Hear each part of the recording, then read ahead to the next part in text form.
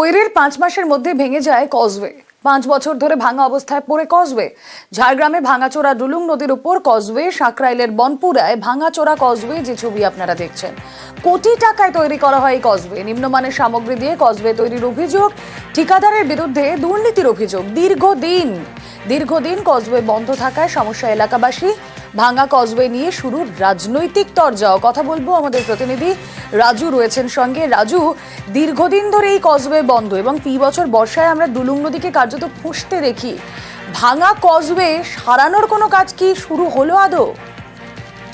প্রথমত বলে রাখি, এই যে কজওয়ে, এই কজওয়েতে যে প্রথম যখন কাজ শুরু হয়েছিল সেই সময় গ্রামবাসীরা অভিযোগ করেছিল যে কজওয়ে যেভাবে তৈরি হচ্ছে তাতে যে কোনো সময় ভেঙে যেতে পারে। কিন্তু তারপরেই দেখা গেল 3 মাস থেকে 4 মাস যাওয়ার পরেই যে বন্যা পরিস্থিতি হলো, মানে ডুলুং নদীতে যখন বৃষ্টির ফলে জল বাড়লো এবং সেই জলের তোড়েই এই যে কজওয়ের দুটো পাশের অংশ, সেই সেতুর দুটো পাশের অংশ ভেঙে চলে যায় জলের তোড়ে এবং মাঝেও বেশ কিছুটা অংশ জলের তোড়ে ভেঙে যায়।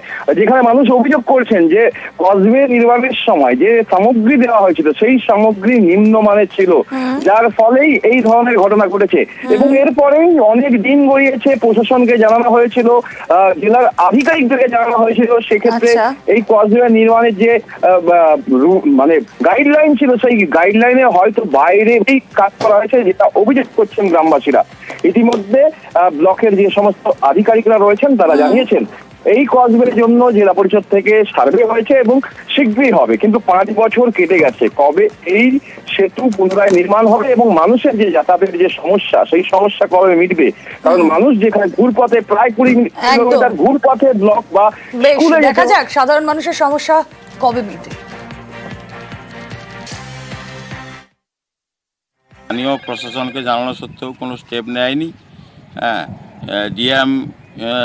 ডিএমকেও জানানো হয়েছিল, জেলা পরিষদে জানানো হয়েছিল, কোনো কাজ হয়নি। এখানে স্কুল আছে, স্কুলের ছেলে মেয়েগুলো আসতে পারছে না ঠিকমতো, জল বেড়ে গেলে আসতে পারছে না। হাট একটা হয়, এখানে হাটেও সবজি টবজি আসছে না, যার জন্য অনেক দ্রব্যমূল্য বৃদ্ধি হয়ে যাচ্ছে। ওটা হচ্ছে ব্রিজটাই 2 বছর আগে ভেঙে গেছে নদী পাড় খেয়ে বন্যা ফলে। তো ওই ব্রিজটা করার জন্য আমরা জেলা পরিষদ জানিয়েছি এবং জেলা পরিষদ থেকে ইনকোয়ারি হয়েছে যাতে তাড়াতাড়ি হয়। আমরা চাপ দিতে সবাই চাপ দিচ্ছেন এবং আমি নিজে চাপ দিচ্ছি। আমি নিজে জেলায় ফোন করেছিলাম, ওখান থেকে লোক আসছিল এবং যাতে তাড়াতাড়ি হয় তার ব্যবস্থা আমরা করছি এবং জেলা কাছে বারবার চাপ দিচ্ছি এবং ডিএমকেও জানানো হয়েছে। আমি জানছি যে ওরা আশ্বাস দিয়েছে যে হবে, তাড়াতাড়ি হবে।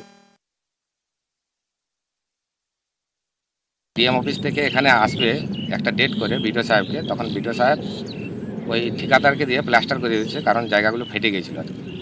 তো কোনো রকম ধামাচাপা দেওয়ার জন্য চেষ্টা করেছেন এবং সঙ্গে সঙ্গে 3 মাসও যায়নি, ব্রিজটা ভেঙে গেছে। এখন ওনারা কোনো উত্তর দিতে পারেননি, এখন কেউ পেরোতে পারে না। সেদিকে জমিনগুলো আছে, আমাদের গ্রামের বেশিরভাগ জমিনগুলো ওইদিকে আছে এবং এখানে গ্রামে একটা স্কুল আছে, এখানেও ছেলে আসতে পারে না। জমিন থেকে কোনো চাষের জিনিস আনতে পারে না, ওই ঘুরিয়ে ঘুরিয়ে যখন আনে অনেক খরচ পড়ে যায়। এই জন্য চাষও করা ছেড়ে দিয়েছে, ওইদিকে জমিগুলো পতিত আছে। ওটা হচ্ছে ব্রিজটাই 2 বছর আগে ভেঙে গেছে নদী পাড় খেয়ে বন্যা ফলে। তো ওই ব্রিজ এবার কালীঘাট বাংলার নববর্ষের আগে চালু হচ্ছে স্কাই ওয়াক। আজ আনুষ্ঠানিক উদ্বোধন মুখ্যমন্ত্রী মমতা বন্দ্যোপাধ্যায়ের। মন্দিরে যেতে 450 মিটার লম্বা স্কাই ওয়াক, রয়েছে চলমান সিঁড়ি, লিফট। স্কাই ওয়াকে সুখবর, যার দৈর্ঘ্য 450 মিটার, প্রস্থ 10.4 মিটার। আর এই স্কাই ওয়াকে 3টি সিঁড়ি থাকছে এবং 4টি এসকালেটর থাকছে। স্কাই ওয়াকে থাকছে 3টি লিফট।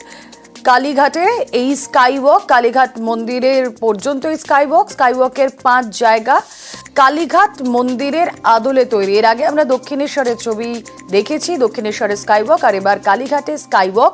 82 কোটি বরাদ্দে তৈরি হলো এই স্কাই ওয়াক। সঙ্গে শুরুতেই নজর মুর্শিদাবাদের দিকে। সুতি, ধুলিয়ান, শামশেরগঞ্জ, সেখানে কেন্দ্রীয় বাহিনী। 17 কোম্পানি কেন্দ্রীয় বাহিনী মোতায়েন মুর্শিদাবাদে। কেন্দ্রীয় বাহিনীর সঙ্গে টহল দিচ্ছে পুলিশও। এলাকায় ডিজি সহ পুলিশের শীর্ষ কর্তারা।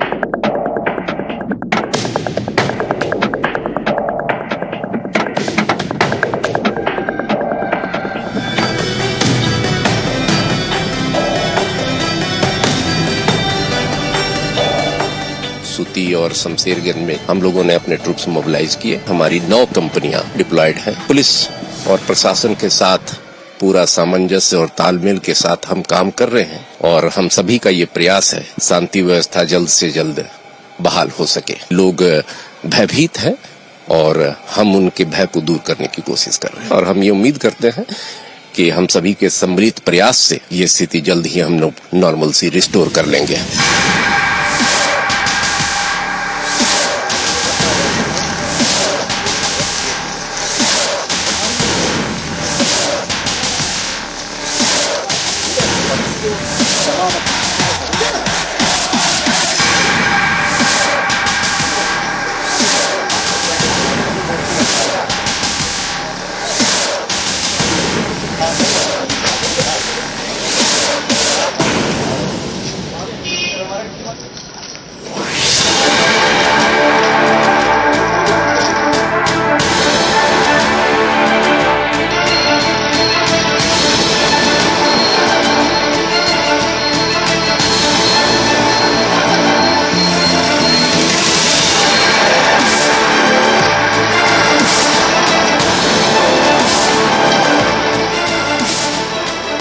শমশেরগঞ্জ থানা এলাকার বিভিন্ন জায়গাতে পুলিশ পিকেট যেমন রয়েছে, পুলিশ মোতায়েন করা রয়েছে, টহলদারি যেমন চালানো হচ্ছে পায়ে হেঁটে, একই সঙ্গে যে ছবি ধরা পড়ছে এইভাবেই বাইকে করে মোটর ভ্যান পেট্রোলিং যাকে বলা হয় সেই মোটর ভ্যান পেট্রোলিং চালানো হচ্ছে শমশেরগঞ্জ থানা এলাকার বিভিন্ন অলিগলিতে। সেক্ষেত্রে পুলিশ বাহিনী বা জঙ্গিপুর পুলিশ ডিস্ট্রিক্টের যারা পুলিশ কর্মী রয়েছে তারা বাইকে করে বিভিন্ন এলাকাতে পেট্রোলিং দিচ্ছেন। ক্যামেরায় কাঞ্চনের সঙ্গে অমিত, নিউজ 18 বাংলা, শমশেরগঞ্জ। অমিত শাহকে চিঠি জ্যোতির্ময় সিং মাহাতোর। মুর্শিদাবাদের অশান্তি নিয়ে সরব পুরুলিয়ার বিজেপি সাংসদ। রাজ্যের সীমান্তবর্তী জেলায় আফস্পায়ের দাবি জ্যোতির্ময়। কেন্দ্রীয় স্বরাষ্ট্রমন্ত্রীকে চিঠি দিয়ে আফস্পা জারির দাবি।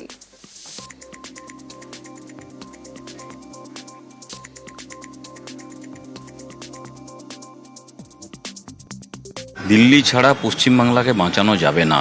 পশ্চিমবাংলাকে যেভাবে নরকে পরিণত করেছে, পশ্চিমবাংলাকে বাঁচানো যদি যায় তাহলে কেন্দ্রীয় গৃহ মন্ত্রণালয়ের মাধ্যমেই বাঁচানো যাবে। সেই জন্য আমি গৃহমন্ত্রীকে রিকোয়েস্ট করেছি আর্মড ফোর্স স্পেশাল পাওয়ার অ্যাক্ট 1958 অ্যাক্ট হিসেবে এখানে এটাকে উপদ্রব এরিয়া ঘোষিত করে আর ফোর্স নিয়োগ করা, তবেই শান্তি ফিরবে, এটাই আমি অনুরোধ করেছি। সীমান্তবর্তী জেলায় আফস্পার দাবি বিজেপি সাংসদের। বিজেপি সাংসদের কাজ চিঠি লেখা বলে কটাক্ষ। জ্যোতির্ময় সিং মাহাতোকে কটাক্ষ কুণাল ঘোষের। বাংলায় অস্থিরতা তৈরির চেষ্টার অভিযোগ। ওনাদের চিঠি লেখা স্বভাব। এখন ভারতবর্ষের অন্য রাজ্যে যেগুলো ঘটছে, মিজোরাম থেকে আরম্ভ করে অমুক, তাদের জন্য বোধহয় আলাদা দেশের সংবিধান নাকি আমি জানি না। বাংলাকে ওনাদের কাজ হচ্ছে অস্থিরতা তৈরি করা।